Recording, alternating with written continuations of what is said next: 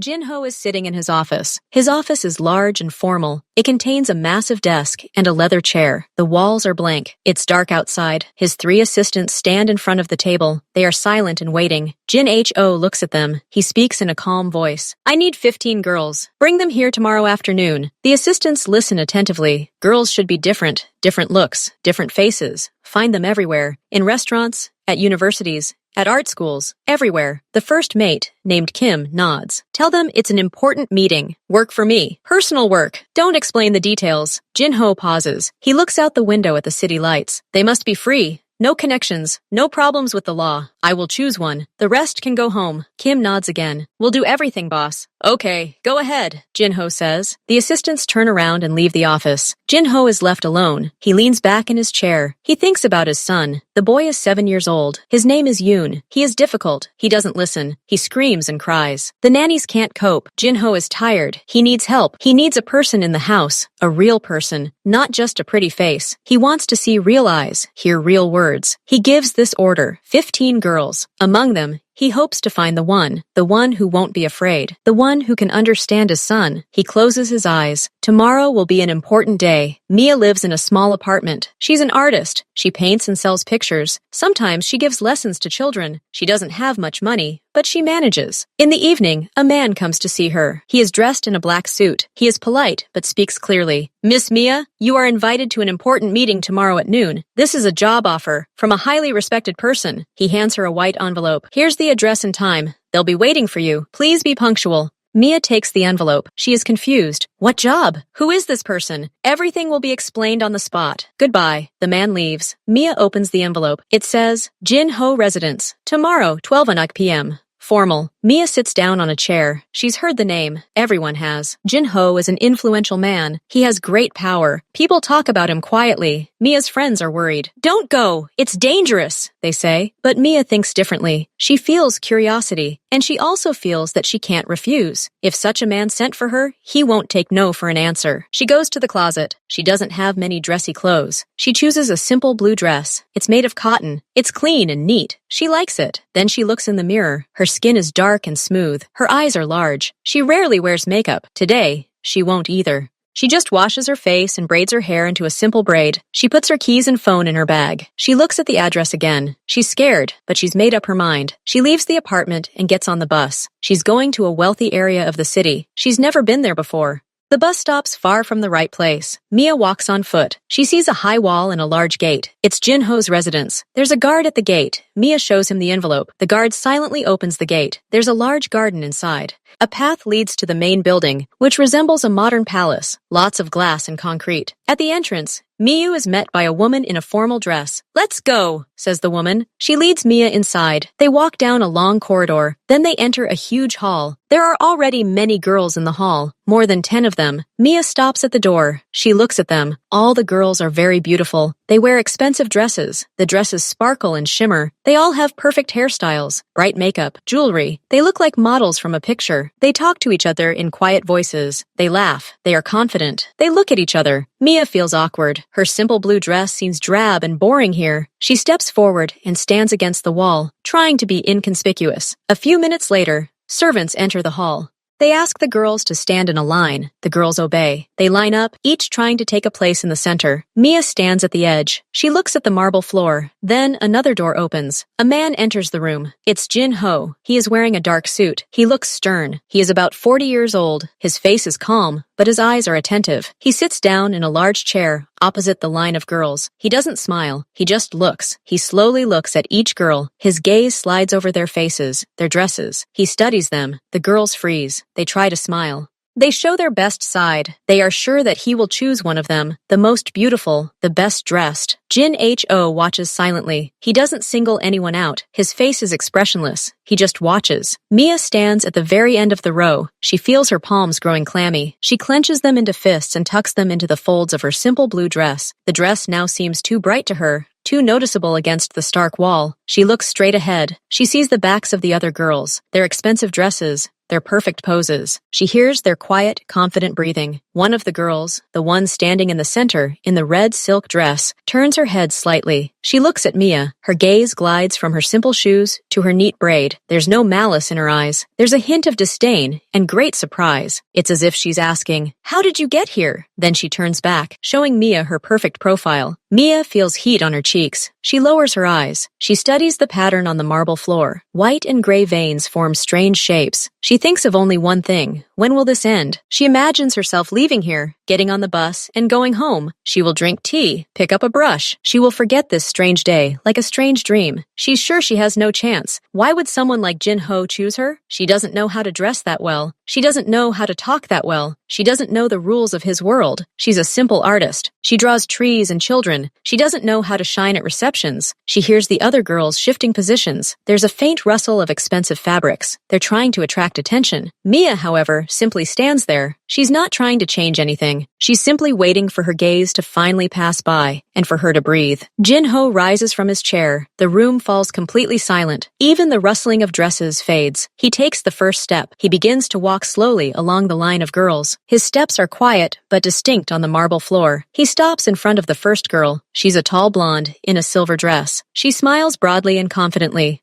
Jin-ho looks at her face for a few seconds. Then his gaze drops to her dress, to her hands, and returns to her face again. He doesn't say a word. He just looks. Then he takes a step further. He passes the next three girls almost without stopping. His gaze only glides over them. Their confident smiles begin to fade. Then he stops again, in front of a girl with chestnut hair and a green velvet dress. He looks at her longer. He studies her features. The girl tries to hold herself upright, but under his long, heavy gaze, her smile becomes strained. He sees it. He turns away and continues on his way. He walks slowly, methodically. He looks each girl straight in the eye. Some hold his gaze. Some look down. He notices everything. He approaches the center of the line, where the brightest, most elegant girls stand. They freeze. They catch his every gesture. They believe that the choice is about to fall on one of them. Their eyes glow with hope. But Jin-ho doesn't stop. He passes by the girl in the red dress, who had been looking at Mia. He only gives her a short, meaningless nod. Her face is pale under the layer of foundation. He moves on, towards the end of the line. The girls he passes cannot believe their eyes. They exchange glances. They whisper. They do not understand what is happening. Jin-ho reaches the second-to-last girl, a beautiful Asian woman in pink lace. He barely glanced at her, and then he takes the last step, and stops, right in front of Mia. Everything freezes. The silence in the room becomes absolute, so thick that my ears ring. All the girls look in their direction. They look at Jin-ho,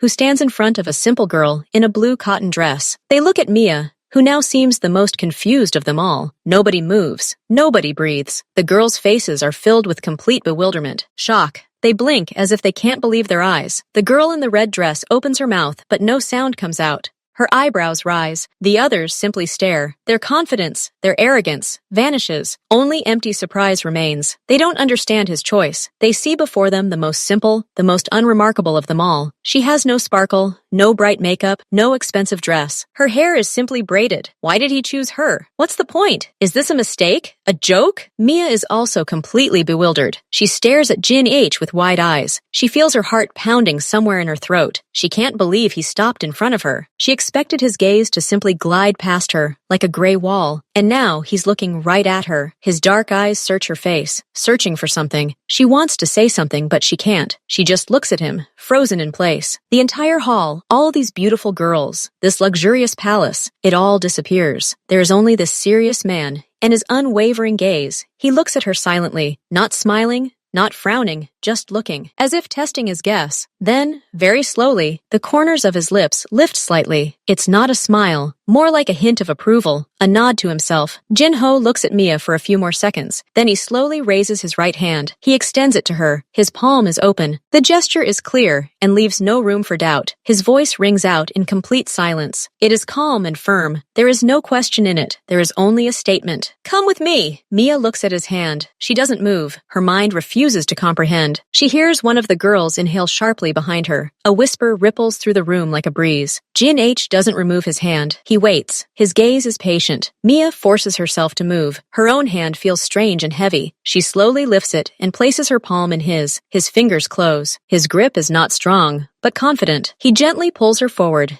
taking her out of line. Only now does he turn to face the other girls. He glances at them with a fleeting, indifferent gaze. He nods his head slightly. "You are free to go. You will be shown the way." He doesn't look at them anymore. He turns towards the exit, still holding Mia's hand. He leads her across the hall to the door he entered through. At first, nothing happens in the room. The girls stand rooted to the spot. Then a loud, indignant exhalation is heard. A noise begins. The whispers grow into a rumble of incomprehension and resentment. "What is this?" the girl in red hisses. "He couldn't have," says another. "It's a mistake," the third almost screams. Ho's servants are already approaching them, men in dark suits. They're not rude, but their faces are inscrutable. They gesture toward another exit. "Please follow us. You will be taken home." Ho and the strange girl had just departed. Their faces reflect anger, contempt, and utter confusion. Jin H leads Mia down another corridor. It's shorter and narrower. The walls are wooden. They lead to a simple but massive door. He opens it and lets Mia go first. This is his office. The room is large, but almost empty. A large desk, a couple of armchairs, a sofa against the wall, a large window overlooking the garden. Nothing superfluous. "Sit down," Jinho says, pointing to the sofa. Mia sits on the edge. She folds her hands in her lap. She tries to breathe evenly. She looks at him. Jinho doesn't sit at the table. He takes a seat in the armchair opposite the sofa. Between them is a low, dark wood table. He sits down, leans back, and looks at her. He's in no hurry. Mia is silent. She waits. She knows she should listen. She's nervous. Her heart is still beating fast. She feels warmth where he held her hand. Jinho looks at her carefully. He studies her now without rushing. He sees her large, dark eyes, mingled with fear and question. He sees her clear, makeup-free skin. He sees her simple blue dress. He sees how she tries to sit up straight. He begins to speak, straight from the point, without preamble. "I chose you," he says clearly, "because you are not afraid." He pauses briefly to make sure she's listening. "You're not afraid to show your true face. You came here as you are, without a mask." Mia opens her mouth slightly, but doesn't say a word. "Your beauty is natural. It's sincere. It's not painted. I've seen many beautiful faces today, but they were all fake, like pictures. You are real." He speaks calmly, but every word carries weight. The other girls hid, behind layers of makeup, behind glittery dresses, behind confident smiles. Without all of that,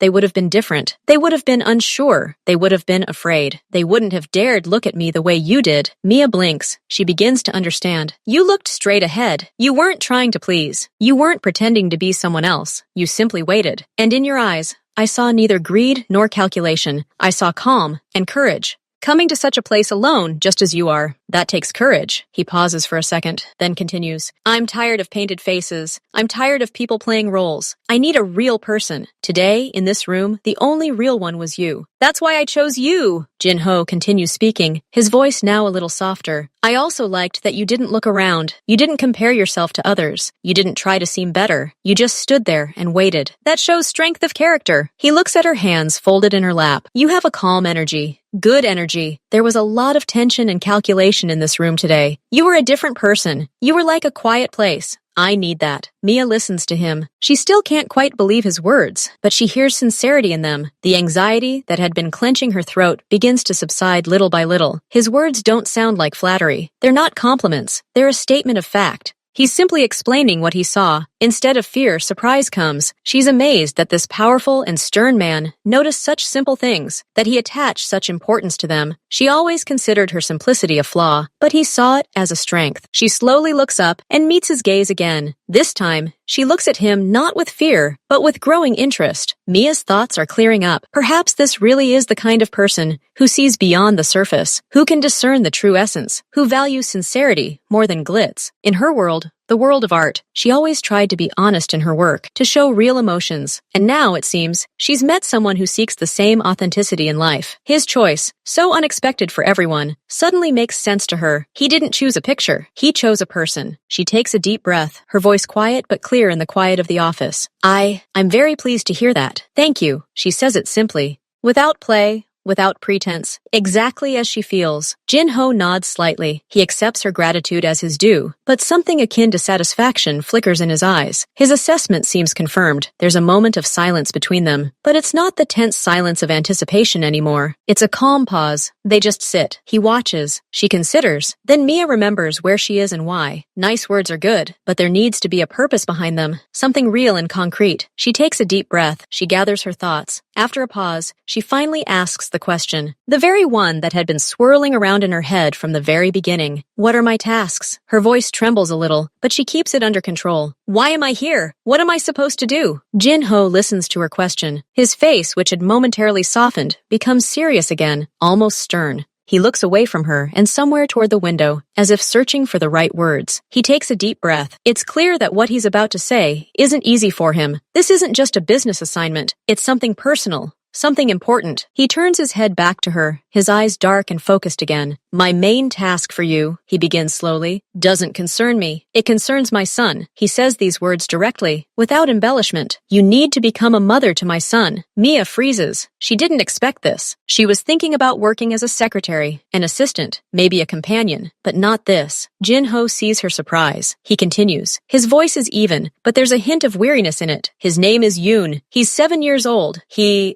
doesn't listen to anyone. Not nannies, not teachers. He cries all the time, screams, breaks things. He loses his temper if something doesn't go his way. He pauses for a second. He looks at his hands. It's my own fault. I spoiled him. After his mother died, I tried to give him everything. Toys, attention, indulgences. I thought it would be better that way, but I was wrong. Now he knows no boundaries. He's unhappy, and I don't know what to do. He looks up at Mia. Something needs to change urgently. Conventional methods aren't working. He looks at her intently. There's no longer the commanding sternness in his gaze. There's something else, more vulnerable. You're my last hope, he says quietly, but very clearly. I wasn't just looking for a bride. I was looking for someone who could reach him, someone who wouldn't be afraid of him, someone who wouldn't see him as a problem or as a way to gain something. He pauses, collecting his thoughts. If you can do this, if you can help him, become close to him, then I will fulfill my part of the deal. I will propose to you. I will make you my wife, and I will do everything to make you happy. You will have everything you want. Mia listens, her gaze fixed on him. She sees the tension etched into his every feature. She hears not a boss's order, but a father's plea, the despair of a man who has lost control of the most important thing in his life, who is willing to do anything to help his child, but no longer knows how. In his eyes, she sees not strength and power, but helplessness and weary hope. This changes everything. Before her is not the formidable Jin-ho everyone whispers about. Before her is simply a father who loves his son. Mia doesn't answer right away. She's thinking. She looks out the window. At the green garden beyond, she imagines a little boy, embittered, crying, surrounded by fear and indulgence. A boy who lacks not toys, but simple human warmth and understanding. She's an artist. She works with children. She knows that sometimes anger and tantrums hide pain or loneliness. She's not afraid of children, even the difficult ones. She turns to Jin-ho. She sees him waiting for her answer. He doesn't rush her. He just sits and watches, holding his breath. Finally, Mia nods slowly, her movement confident. Okay, I'll try. An expression crosses her face. It's not a joyful smile. It's the gentle, reassuring smile of someone who's taking responsibility. She speaks not as an employee, but as someone who understands the essence of the problem. I will try to help him. Jin-ho looks at her. He sees in her eyes not calculation or fear, but determination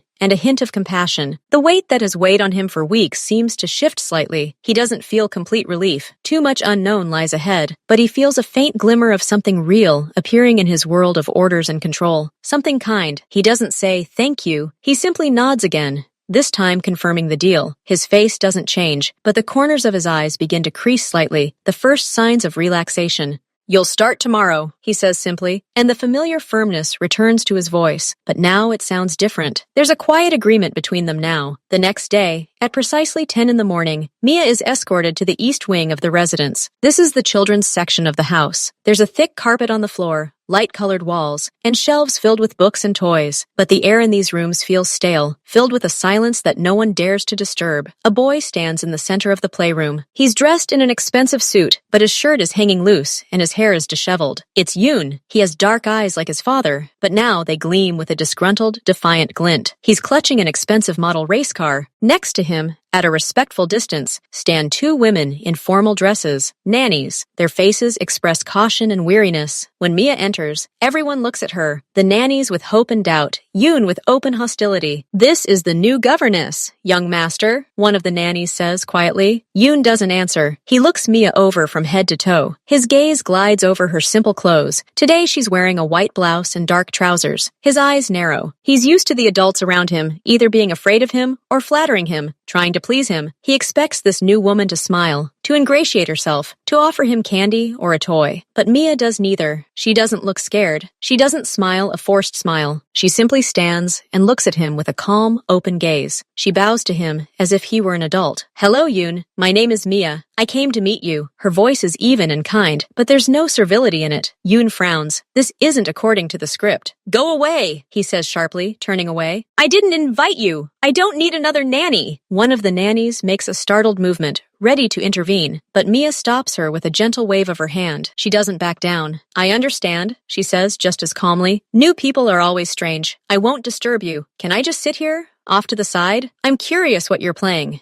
She doesn't wait for permission. She gently pulls out a chair against the wall and sits down. She doesn't stare at him. She looks at the shelves of toys, at the books, at the large puzzle assembled on a separate table. She acts as if she's just a guest who's here for a short while. Yoon stands, holding the typewriter. He was preparing for a scene, for tears, for someone to persuade him. But this woman simply sat down. His anger meets emptiness. He glances at her furtively. She sits calmly, her hands resting on her lap. She doesn't fidget. Several long minutes pass. Yoon throws the typewriter on the floor with a clatter. The nannies flinch. Mia only turns her head slightly in his direction, but doesn't comment. "I'm sick of this," he shouts. "All our toys are stupid." "What toy wouldn't be stupid?" Mia asks calmly, without getting up from her chair. Yoon looks at her, surprised by the question. "I don't have one," he declares defiantly. "Tell me about her. What does she look like? What can she do?" Mia looks at him with genuine interest, not like an adult looking at a capricious child, but like someone who wants to hear an answer. Yoon thinks for a moment. Then he begins to speak. At first, reluctantly, abruptly, he describes a non-existent supermachine that can fly, swim, and fire missiles. His story is jumbled, full of emotion. Mia listens. She doesn't interrupt. She nods. Sometimes she asks clarifying questions. What color would her headlights be? Could she hide like a chameleon? Her questions aren't judgmental. They're an extension of his imagination. Yoon gradually becomes captivated. He begins to talk more. His voice loses its shrill edge. He even moves a little closer, gesturing.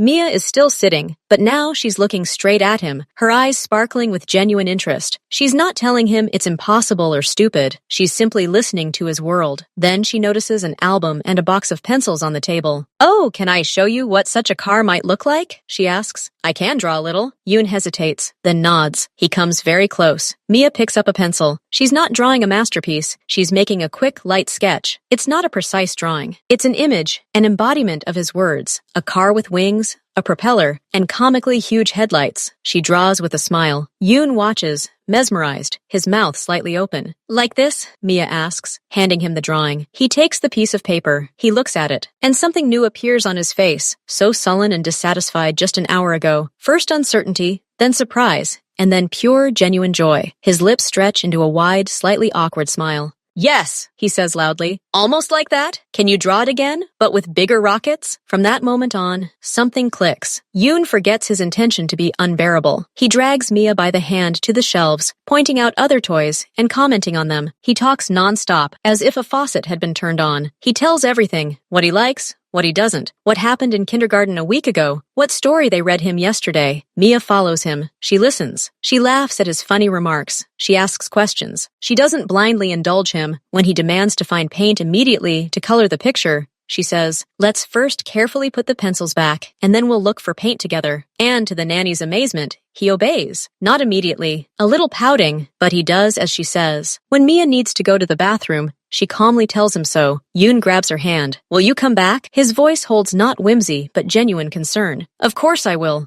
We haven't finished painting the tank for your landing party," she replies simply. He reluctantly lets go of her hand and stands there, waiting for her to leave the room. He doesn't cry, doesn't shout. He waits. When she returns, he grabs her hand again and doesn't let go. They go to the paint shop together. They paint together. He becomes her shadow. He repeats her words. He asks her opinion on everything. Ho stands in the doorway of the playroom, hidden by the shadows of the hallway. He's been watching for 20 minutes. He sees his son, who an hour ago would have thrown a book at the nanny, now sitting quietly at the table, intently brushing his brush across the paper. He hears his laughter, not hysterical, but but genuine, ringing. He sees the boy looking at Mia, and there's no malice or manipulation in his eyes. There's trust and interest there. Jin-ho doesn't move. He just watches. Something in his chest tightens and then releases. He sees a miracle he never expected to see. He sees his son, finally just a child. He looks away, takes a deep breath, and quietly leaves, lest his presence disturb this new, fragile, and cherished vision. That evening, Jin-ho is sitting in his office. He's looking through documents, but his mind is elsewhere. He keeps recalling the image from the playroom, Mia's calm face and his son's rapt expression. Suddenly, the door opens. Yoon appears in the doorway. He's already in his pajamas, his hair damp from his recent bath. He stands uncertainly, clutching a teddy bear. Jin-ho puts the papers aside. He looks at his son, expecting the usual complaints or demands. Maybe he wants to play some more, or doesn't want to sleep. Yoon takes a few steps forward. He comes right up to his father. He looks at him with his large, now clear eyes. Then, suddenly, he hugs Jin-ho around the neck. It's not a sudden, capricious, childish embrace. It's a soft, sincere hug. Jin-H freezes. He can't remember the last time his son hugged him just like that. Not to beg for something, but simply because he wanted to. Yoon presses his cheek against his shoulder and speaks. His voice is quiet, but very clear. Dad, thank you for finding her. Jin-ho doesn't breathe. These words hang in the silence of the office. Yoon pulls back and looks his father in the face. His expression is serious and mature. She's wonderful. She draws funny pictures, and she listens to me. Really listens. He pauses, as if considering something very important. I'm glad she's here now. Jin-ho is at a loss for words. He simply places his large hand on his son's head, gently touching his hair. He feels his throat tighten. Yoon never thanked him. Not for the enormous railroad, not for the pony, not for the trip to the sea. Gifts were taken for granted, and more often than not, with a whim that they weren't quite right or just right. And now, he's thanking him for a person, for a simple woman who came and, in one day, accomplished what had eluded him for years. Ha finally says, his voice sounding a little hoarse, "Very glad." Yoon smiles at him, a genuine, bright smile, and runs out of the office, probably to go to bed. Jin-ho sits motionless for a long time, staring into space, feeling the warmth of that childish embrace, and hearing those simple, life-changing words in his ears. The days go by. Mia is now a permanent fixture in the house. She arrives in the morning and leaves late at night. Sometimes she stays overnight in the guest room if Yoon is too tired, and falls asleep holding her hand. The boy is changing. It's not an instant miracle, but a gradual, lasting transformation. His tantrums are becoming less frequent. When something goes wrong, he no longer throws a tantrum with screams and throwing objects. At first, he pouts and frowns, but Mia doesn't rush to calm him down or persuade him. She calmly says, "I see you're upset. Let's try this differently," or "Think about how we can fix this." And Yoon's anger, not met with the usual resistance or fear, quickly fades, replaced by a search for a solution. He becomes kind. He begins to notice others. One day, he brings a cup of tea to the nanny, who was coughing. Another time, he shares cookies with the driver. His laughter now often echoes throughout the rooms. Not hysterical, but ringing, joyful. He asks a lot of questions. He's interested in why it rains, how comics are drawn, what Dad does at work. Jin-ho now often finds excuses to pass by the children's part of the house. Sometimes he peeks into the playroom. He never goes inside, never intrudes on their space. He simply stands in the doorway or in the shadows of the hallway and watches. He sees them making funny monsters out of Play-Doh, both covered in colorful spots. He sees Maya showing Yoon simple card tricks, and the boy squeals with delight. He sees them setting up a puzzle on the floor together, their heads bowed close together, in complete concentration. He sees how his son, that little uncontrollable hurricane, now listens when something is explained to him, how he tries, how he reaches out to Mia, not only for entertainment, but also for comfort, for advice, just to be there. Warmth and life have settled into his home, which had always been quiet, cold, and stern. It's one of those evenings. Jin-ho returns late from a meeting. The house is quiet. He takes off his jacket and, out of habit, heads to the east wing. He just wants to see if everything is all right. The door to the living room, adjacent to the playroom, is ajar. A soft, even voice comes from there. Mia's voice. She's reading something. Jin-ho stops in the doorway, remaining invisible. The room is dimly lit. Only a floor lamp and a small moon-shaped nightlight are on. Mia is sitting on the large sofa, holding a book with brightly colored pictures. Next to her, his whole body pressed against her side, sits Yoon. His head rests on her shoulder. He is almost asleep. His eyes are half closed, his eyelashes casting shadows on his cheeks. One of his hands rests trustingly on the sleeve of Mia's sweater. Mia reads slowly, with expression. Sometimes she points at a picture, and Yoon nods without opening his eyes. His breathing is even and calm. He is completely relaxed. He feels completely safe. The atmosphere in the room is so dense, so warm and peaceful. You can almost touch it. It's a picture of absolute harmony, absolute trust, absolute family. Jin-ho looks at them. He sees his son, who used to fall asleep only in tears from exhaustion after an hour of screaming, now falling asleep with peace on his face, snuggled up to the person he's become so close to. He sees the soft light on both their faces. He sees Mia's arm resting on the back of the sofa, almost hugging the boy, and suddenly, something tightens inside him. A hot, tight lump forms in his throat. His eyes begin to burn unbearably. He feels tears streaming down his cheeks. Despite all his efforts, all his control, they are hot and fast. He doesn't cry. He simply stands, and the tears flow of their own accord, quietly and uncontrollably. These are tears of relief he no longer expected. Tears of gratitude he can't express. Tears because he sees the very picture he was afraid to even dream of. A happy, peaceful son, and the woman who gave him this happiness. He quickly, abruptly turns away. He wipes his face with his palms and takes a deep, ragged breath. He can't allow himself to do this, but he can't tear himself away. He glances again through the crack in the door at the two figures on the sofa, and again feels that same overwhelming surge of emotion. There had never been such harmony in his home. Even when his wife was alive, there were always worries, chores, tension, and now, in this quiet room, there was a whole world. A world built by this woman with a simple face and calm hands. He quickly and silently walked down the hallway, leaving behind silence, warmth, and light, realizing that he had found more than just a helpmate for his son. He had found the most important thing.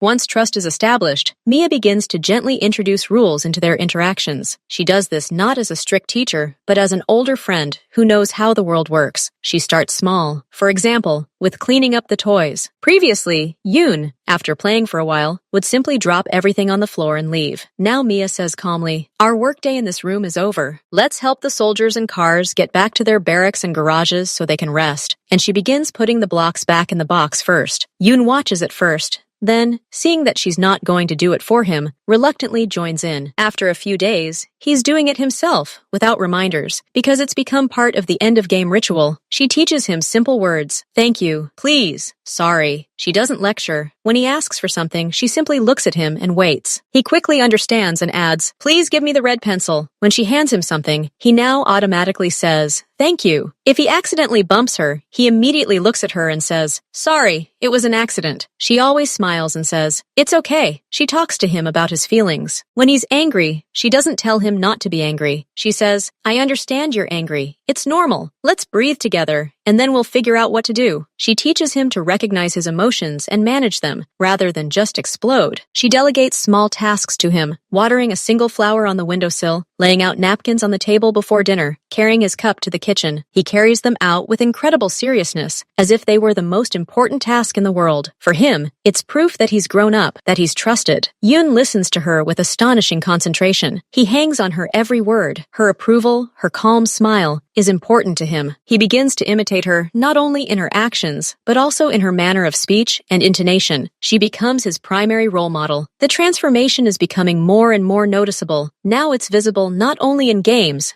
but also in everyday life. One day, Yoon trips while out for a walk and badly scrapes his knee. Once his deafening roar would have echoed throughout the garden, demanding the world's immediate attention. Now, his face contorts in pain, his eyes fill with tears. He clutches his knee. Mia comes over immediately and squats down in front of him. She doesn't fuss, doesn't scream. "Ouch!" She calmly says, "Oh, that hurts, let me see." Yoon nods, gritting his teeth. Tears roll down his cheeks, but he doesn't scream. He simply breathes heavily, gulping for air. He allows her to examine the scrape, whimpering softly. "Well done," Mia says, cleaning the wound. "You're very brave. It hurts, but you endure it." And pride appears in his eyes, through the tears. He's not crying. He endures. He begins to let her go first through the door. Clumsily at first, blocking the way, but with an air of importance. "Please come in, Mia." He says this, trying to keep his voice low, like a grown man. He doesn't just say thank you. He looks for excuses to say it. "Thank you for breakfast. Thank you for the new story. Thank you for helping me find my sock." He says it with eye contact. He tries to behave civilly, as he calls it. He doesn't wave his arms at the table. He places his napkin on his lap. He chews with his mouth closed. He constantly looks at Mia, seeking confirmation in her gaze that he's doing everything right.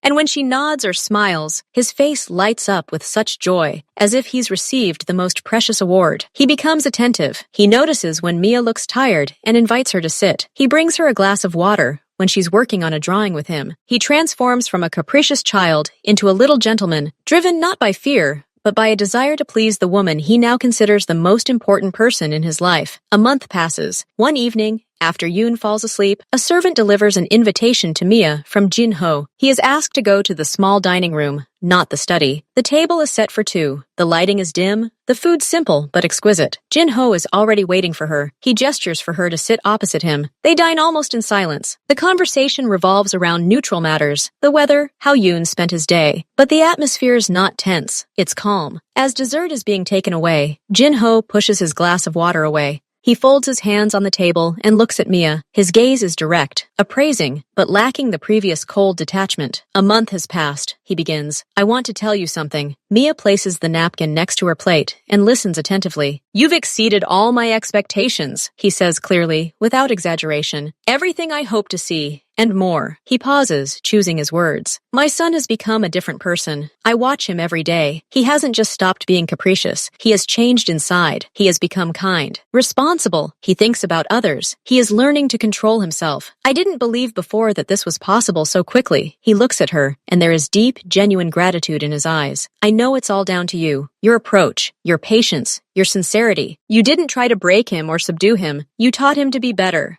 And he listens to you because he senses that you see him as a person, not a problem. He leans back in his chair. I gave you the most difficult task. You handled it brilliantly, better than anyone could have imagined. Jin-ho looks at Mia. His office is quiet. His words hang in the air. I don't regret my choice, he says again, and there's not a shadow of doubt in his voice. Not for a second. What you've done this month is priceless. It's more important than any deal. He pauses briefly. His gaze becomes slightly distant, as if he's remembering that day in the hall. Those girls, the others, they only knew how to paint a face, to create a beautiful picture for the world. They didn't understand that I wasn't looking for a picture. I was looking for a person. Real, strong, kind. He looks straight at Mia. His eyes are clear. But you know something else. You know how to change hearts. You changed my son's heart. You melted the ice in him and showed him how to be happy, how to be good. It's a rare gift, Mia. Very rare. He doesn't say this as a compliment. He says it as a statement of fact. He's assessing the results of her work, and the results are excellent. I watched. I saw how you talk to him. You don't lie to him. You don't play. You are real with him, and he feels it. He responds in kind. He has become real. Thank you for that. He speaks the last words a little quieter, but very clearly. Thank you from Jin-ho sounds like the highest reward. 2 days pass. Mia spends them as usual, with Yoon, playing, doing homework, and going for walks. Nothing foreshadows change. On the evening of the second day, one of the maids came to her guest room. In her hands, the woman was holding a long, thick cardboard box tied with a silk ribbon. Mr. Jin-ho asked me to give you this, the maid says, placing the box on the bed. And he asks you to wear it. They'll come for you in an hour. The maid leaves. Mia looks at the box. She slowly unties the ribbon and opens the lid. Inside is a dress. It's unlike the luxurious gowns the girls wore on selection day. This dress is elegant and simple. It's ivory. The fabric is soft and expensive, but without glitter or rhinestones. The style is modest but impeccably tailored. It's paired with a lightweight shawl of the same fabric. Mia picks up the dress. She understands that it was chosen with her taste in mind. It's beautiful, but not pretentious. It will highlight her naturalness, not hide it. She takes a shower and gets dressed. The dress fits her perfectly, as if it were tailored. She doesn't wear jewelry. She just carefully braids her hair into a more complex, but still modest hairstyle. Exactly an hour later, there was a knock on the door. It wasn't a servant who came, but Kim himself, Jin-ho's senior assistant. Please come in, Miss Mia, he says, with a respectful bow. He leads her not to the exit, but to an elevator deep within the residence. They go inside. Kim presses the button for the top floor. The elevator rises smoothly. Mia is silent. Kim is silent too. She doesn't know where they're taking her, but she trusts. The elevator stops. The doors slide silently open. Ahead of them is another door, a glass one. Kim opens it and lets Mia in first. They're waiting for you, he says, and steps back. Mia steps forward. She emerges onto a vast open-air terrace. It's the flat roof of the skyscraper that Jin-ho's residence is part of. And here, in the center of the empty terrace, stands Jin-ho. Mia stops, mesmerized. The view from here is breathtaking. The entire city lies before us, but now it doesn't feel distant or cold. The sun is setting somewhere below the horizon, painting the sky in fiery colors. Orange, pink, purple. These colors are reflected in the glass of thousands of skyscraper windows, and it seems as if the entire city is ablaze with a soft, warm light.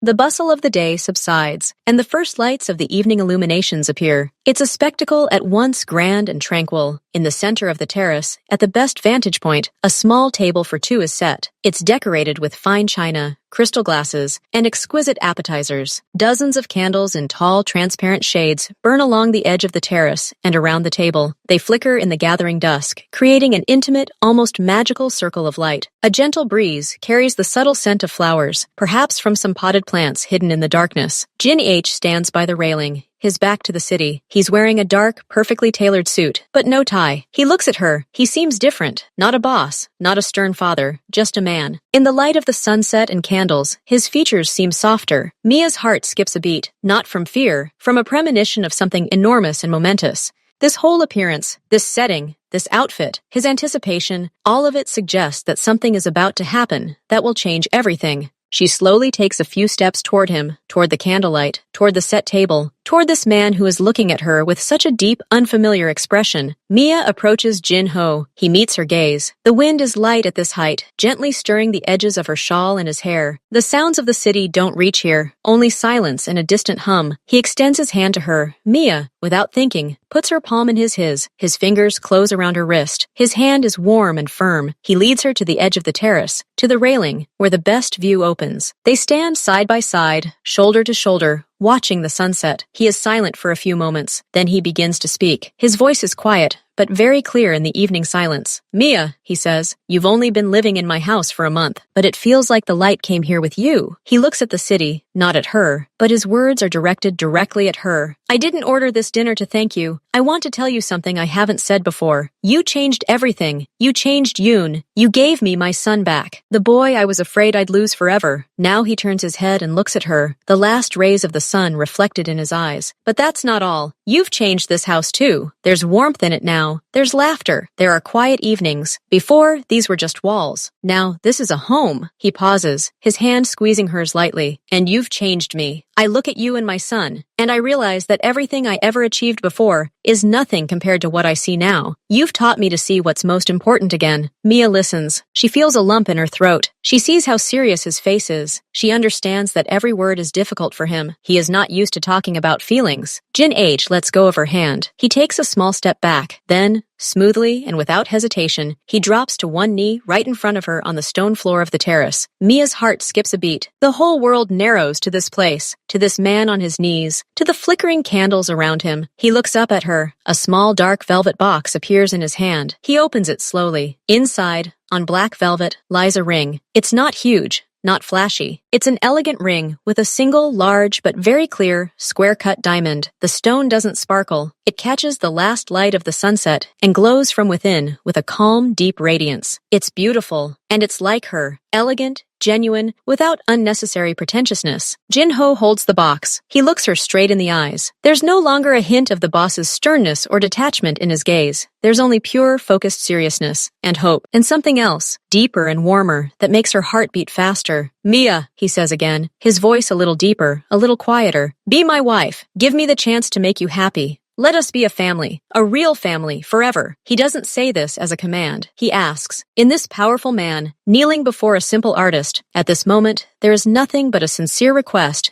and an open heart. Mia looks at him. She looks at the ring. She looks at the city, fading into twilight behind him. She remembers everything, that terrible and strange day in the hall, his choice, Yoon's frightened eyes, who now laughs and hugs her, quiet evenings, their shared drawings, his first thank you and please, Jin Ho's tears, which he tried to hide. Ho before her. She sees a man, tired, strong, gentle, someone who loves his son more than life itself, someone who saw something genuine in her and entrusted her with what was most precious to him. She feels neither fear nor doubt. She feels a vast, overwhelming wave of warmth and gratitude, and something else, something deep and lasting, something that has grown over this month, quietly, like a sprout. Her eyes fill with tears. They are not tears of sadness. These are tears of such bright, such complete happiness that it cannot be contained within. It bursts forth. Tears roll down her cheeks, one after another, but she doesn't even try to brush them away. Ho's eyes as he looks at her. He's waiting. He's frozen. And then Mia smiles. It's the widest, brightest, most genuine smile. It's through tears, but it shines like the sun. She extends her trembling hand to him. Yes, she says. Her voice is quiet, hoarse from tears, but very, very clear. Yes, Jin Ho, I will be your wife. The word yes rings in the evening air like the most beautiful sound. Ho's face changes.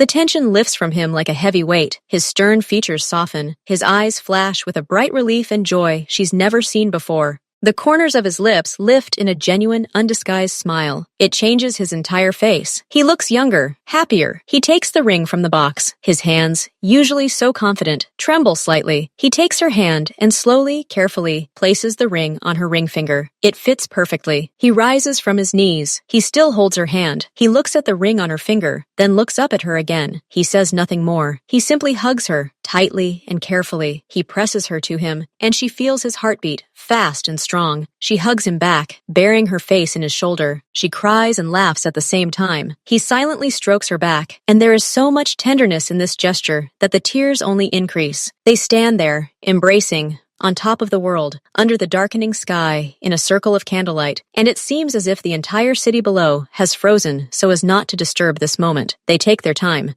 They stand in an embrace until the last streak of sunset fades on the horizon, and the sky turns deep blue, dotted with the first brightest stars. Then Jin-ho takes her hand and leads her to the table. They sit down. Now there is no tension between them, no awkwardness. There is a quiet, deep joy and understanding. They dine. They speak little. Occasionally their eyes meet, and they both smile, hers with traces of happiness still in her eyes, his with an unusual but genuine softness. He pours her a glass of sparkling juice. They clink glasses. The sound of the crystal rings clear and festive. He tells her how he chose the ring, how he wanted it to be like her, simple, but with an inner light. She looks at the stone, sparkling in the candlelight, and feels like it's the most beautiful gift she's ever given. Then he gestures to someone standing at the elevator entrance. A few minutes later, the door opens, and Yoon runs out onto the terrace. He's dressed in his best pajamas, his eyes shining with excitement. The nanny follows him, staying to the side. Yoon runs up to the table. He looks from his father to Mia. He notices the ring on her finger. His face lights up with such bright, uncontrollable joy that he feels like he's about to fly. "Does that mean yes?" he shouts, unable to contain himself. Jin-ho nods, smiling. "Yes, son. That means yes." Then Yoon lets out a victorious cry and rushes toward them. He hugs first Mia around the neck, then his father, then Mia again. He laughs. He jumps on the spot. "I knew it! I wanted it so much. Now you will stay with us forever. Now you are my mother." The word mom, spoken so naturally and joyfully, brings a fresh wave of tears to Mia's eyes. She hugs him tightly. "Yes, darling, forever." Jin-ho looks at them. He looks at the woman holding his son, at the ring on her hand, at their happy faces. He feels something he hasn't felt in years. Wholeness, peace, completeness. Yoon settles himself between them, and the three of them sit together, looking at the stars. A boy without he chatters incessantly about what the wedding will be like, whether there will be a cake, whether he can be the ring bearer. They answer him, laughing. Now they are a family, not by agreement, not by calculation, by love that grew from trust, from care, from shared days and quiet evenings. In just a month, they have gone from strangers to the closest thing anyone could have, and it's just beginning. Their wedding is in 2 months. It's a discreet affair with hundreds of guests. Jin-ho is organizing everything quietly and tastefully. The ceremony is taking place in a small but incredibly beautiful chapel at their residence. Only Jin-ho's closest and most trusted friends are invited, as well as a few of Mia's friends she's found and trusted. Mia doesn't choose a puffy gown with a long train. Hers is as elegant and simple as the one she wore to the proposal. It's cream-colored, with long sleeves and soft pleats. She wears fresh flowers in her hair, not a diamond tiara. She looks like herself, only on the happiest day of her life. The most important person at this wedding, after the bride and groom, is Yoon. He is both the best man and the groomsman. He is dressed in a perfect little suit, exactly like Jin-ho's. His face glows with importance and happiness. He carries the velvet cushion with the palette wedding rings solemnly, as if the fate of the world depended on it. He walks slowly and deliberately, never taking his eyes off Mia. As the rings are being placed, Yoon stands nearby and looks at Mia with such boundless pride and love that many guests are moved to tears. He's not just watching. He feels part of this moment, part of creating his family. After the ceremony, there's a small reception in the garden. Everything is beautiful, expensive, yet intimate. Yoon doesn't leave Mia's side for a second. He holds her hand and introduces himself to everyone. "This is my new mother." There's no hesitation in his voice. There's only joy. Jin-ho watches them, and his usual reserve melts away today. He allows himself to smile. He places his hand on his son's shoulder and the other on his wife's. It's a simple picture, but for him, it embodies everything he could have dreamed of. After the wedding, life at the residence changes completely. Mia is no longer a guest. She's the hostess. She doesn't try to change everything to suit her own tastes, but her presence changes the atmosphere. In the mornings, the three of them have breakfast together on the bright veranda. Previously, Jin-ho would eat breakfast alone with documents, and Yoon would be in his room, acting up. Now they are together. They discuss their plans for the day. Yoon tells them what he wants to draw. Jin-ho sometimes shares neutral news. These are just conversations, simple and warm. Yoon's laughter, which now sounds frequently. Mia's quiet laughter. Even Jin-ho's restrained smile now appears on his face much more often. In the evenings, they might simply sit in the living room. Mia reads a book. Yoon draws or builds a construction set at her feet. Jin-ho looks through papers in his chair, but his gaze often wanders from the documents to rest on them. On his family, the strict rules and iron discipline for which Jin-ho is famous remain outside the threshold of their private chambers. Here, in these rooms, mutual respect reigns. Jin-ho's respect for Mia's quiet strength, Mia's respect for his responsibility, and for the love for his son that he hid behind his strictness. Yoon's respect for both of them. Mia fits seamlessly into the rhythm of the home. She doesn't interfere with Jin-ho's affairs. But when it comes to raising Yoon, the household, and the atmosphere, her word now carries weight, and Jin-ho listens to her because he sees the results.